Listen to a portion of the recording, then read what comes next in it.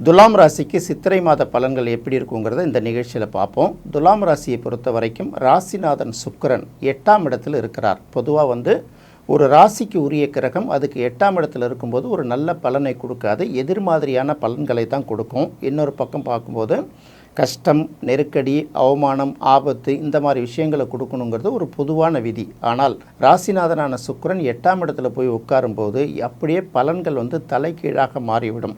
இன்னும் சொல்லப்போனால் சொடுக்கு போட்டால் பணம் வரும்னு சொல்லுவாங்கள்ல, அது மாதிரி 8ஆம் இடத்துல இருக்கக்கூடிய சுக்கிரன் கொட்டி கொட்டி கொடுப்பாரு அப்படிங்கிற மாதிரி ஒரு பழமொழி உண்டு.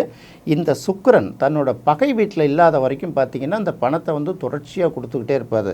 துலாம் ராசியை பொறுத்த வரைக்கும் ராசிநாதனான சுக்கிரன் 8ஆம் இடத்துல இருந்து தேவையான பண வரவுகளை தேவைக்கும் அதிகமாகவே கொடுத்து கொண்டிருப்பாருங்கிறதுனால இந்த மாதத்தை பொறுத்தவரை நம்ம எல்லா ராசிக்கும் சொன்னது தான்.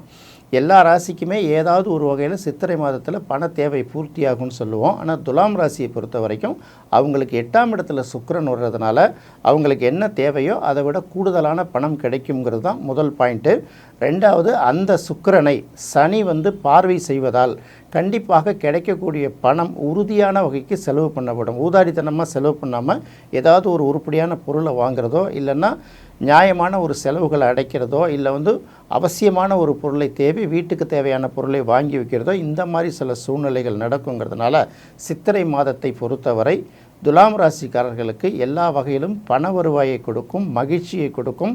சொல்லுவாங்கள்ல, உண்டியல் கரையாத அளவுக்கு ஏதாவது கொஞ்சம் பணம் இருந்துக்கிட்டே இருக்குன்னு சொல்லுவாங்க. நல்லா பணப்பற்றாக்குறை இந்த தடவை அவங்களுக்கு வராது இந்த மாதத்தை பொறுத்தவரைங்கிறது மட்டும்தான் முக்கியமான பாயிண்ட்டு.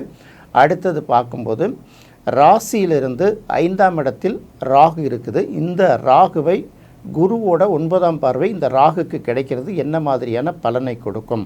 அப்போ 5ஆம் இடத்துல ராகு இருக்கும்போது அவர்களுக்கு என்னென்ன மாதிரியான மென்டாலிட்டி வரணும்னு பார்த்திங்கன்னா, உழைப்பை விட அதிர்ஷ்டத்தின் மீது அவங்களுடைய மனம் போயிட்டு இருக்கும். அதை வெளியில் சொல்கிறாங்களா என்ன அப்படின்னு தெரியாது. இவ்வளவு கஷ்டங்கள் இருக்குது, நம்ம எல்லாத்தையும் ஒரே நாளில் இதுக்கு ஒரு முடிவு கிடைச்சிடாதா? அப்போ லாட்ரி அடிச்சிடாதா? ஏதாவது ஒரு பந்தயத்தில் நம்ம ஜெயிச்சிட மாட்டோமா? திடீர்னு தூங்கும்போது யாராவது கூரையை பொத்துவிட்டு கொஞ்சமாக குட்ட மாட்டாங்களா? அப்படிங்கிற மாதிரி அவங்களுக்கு எண்ணம் மனசுக்குள்ளே அலைபாய்ந்துகிட்டே இருக்கும். அதாவது இத்தனை வருட பிரச்சனைகளுக்கு ஒரே நாளில் தீர்வு காண்பது எப்படிங்கிற மாதிரி தான் மனசு ஓடிக்கிட்டே இருக்கும். அது சாத்தியம் இருக்கா இல்லையாங்கிறது அடுத்த கட்டம். 5ஆம் இடத்துல இருக்கிற ராகு எப்போதுமே அதிர்ஷ்ட வாய்ப்புகளை தேடி பயணிக்கும். அதை குருவும் பார்க்கறதுனால என்ன மாதிரி பலன் கிடைக்கும்னா, இவங்க ஒரு 10 விஷயத்தில் அதிர்ஷ்டத்தை நம்பி போனாங்கன்னா ஏதாவது ஒரு விஷயம் கண்டிப்பாக கிளிக் ஆகிடும். அது அவர்களுக்கு ஒரு முன்னேற்றத்தை கொடுப்பதாக இருக்குங்கிறது முக்கியமான பாயிண்ட்டு. அடுத்தது பார்த்திங்கன்னா, திருமணமாகி குழந்தைகள்லாம் இருக்கிறவங்க எப்படி யோசிப்பாங்கன்னா, 5ஆம் இடத்துல ராகு இருக்கிறதுனால என்ன பண்ணுவாங்கன்னா, நிறைய வசதி இருந்ததுன்னா குழந்தைகள் படிப்பு கொஞ்சம் மந்தமாக இருக்கும். குழந்தைகள் நல்லா படிச்சதுன்னா அவர்களுக்கு தேவையான அளவுக்கு பணம் செலுத்துவதற்கு இவங்க கொஞ்சம் சிரமப்படுறவங்களாக இருப்பாங்க. இதுதான் 5ஆம் இடத்துல இருக்கக்கூடிய ராகு தரக்கூடிய பலன். ஆனால் குரு இந்த ராகுவை பார்ப்பதனால இந்த நெகட்டிவ் பலன்கள் எதுவுமே சுத்தமாக நடக்காது, எல்லாமே பாசிட்டிவாக நடக்கும். சொல்லுவாங்கள்ல, ஒரு 10 முயற்சிகளில் கண்டிப்பாக ஒரு முயற்சி 2 முயற்சியாவது சக்ஸஸ் ஆகும். அது வாழ்க்கையில் ஒரு நல்ல மாற்றத்தை உருவாக்குங்கிறது துலாம் ராசிக்கு ஒரு நல்ல பாயிண்ட்டாக பார்க்கலாம். அடுத்து ராசிக்கு 6ஆம் இடத்துல பார்த்திங்கன்னா செவ்வாய், சனி, புதன் இந்த 3 கிரகங்களும் இருக்குது. இது எல்லா ராசிகளுக்குமே ஏதாவது ஒரு வகையில் பாதிப்பை ஏற்படுத்தக்கூடிய ஒரு கிரக சேர்க்கை அப்படின்னு எடுக்கலாம். செவ்வாய்க்கும் சனிக்கும் பகை, இன்னொரு பக்கம் பார்க்கும்போது புதனுக்கும் செவ்வாய்க்கும் பகை. இதெல்லாம் சேர்ந்து 6ஆம் இடத்துல உட்கார்றதுனால துலாம் ராசியை பொறுத்தவரை வயிறு சம்பந்தப்பட்ட பிரச்சனைகள் கண்டிப்பாக இருக்கும். சிலர் பார்த்திங்கன்னா மருத்துவமனையில் சிகிச்சை பெறுவதற்கான வாய்ப்பு கூட இருக்குது. அதையும் கடந்து பார்க்கும்போது இந்த கடன்களால் பாதிக்கப்படக்கூடிய விஷயங்கள், ஏற்கனவே நம்ம சில இடங்களில் கடன் வாங்கியிருந்தோம்னா அந்த கடனை கேட்டு சில பேர் நச்சரிக்க ஆரம்பிப்பாங்க. சில வழக்குகள் நம்மளுடைய எதிர்த்தரப்பில் இருக்கணும் கொஞ்சம் தீவிரப்படுத்தி நமக்கு கொஞ்சம் மன உளைச்சலை ஏற்படுத்துவாங்க. அடுத்தது 6ஆம் இடத்துல சனி மட்டுமே தனித்து இருக்கும்போது அடைக்கணும் அப்படின்னு நினச்சிட்டு இருந்த கடன்களை கண்டிப்பாக அடைச்சிருவாங்க. அதனால் ஒரு சில மாதங்கள் மட்டும் சற்று பொறுமையாக இருக்கணும். அடுத்து பார்க்கும்போது ராசிக்கு 7ஆம் இடத்துல 11ஆம் அதிபதி சூரியன் இருக்குது. இந்த சூரியன் 7ஆம் இடத்துல இருக்கிறது எந்த வகையிலுமே சிறப்பு அப்படின்னு சொல்ல முடியாது இல்லையா?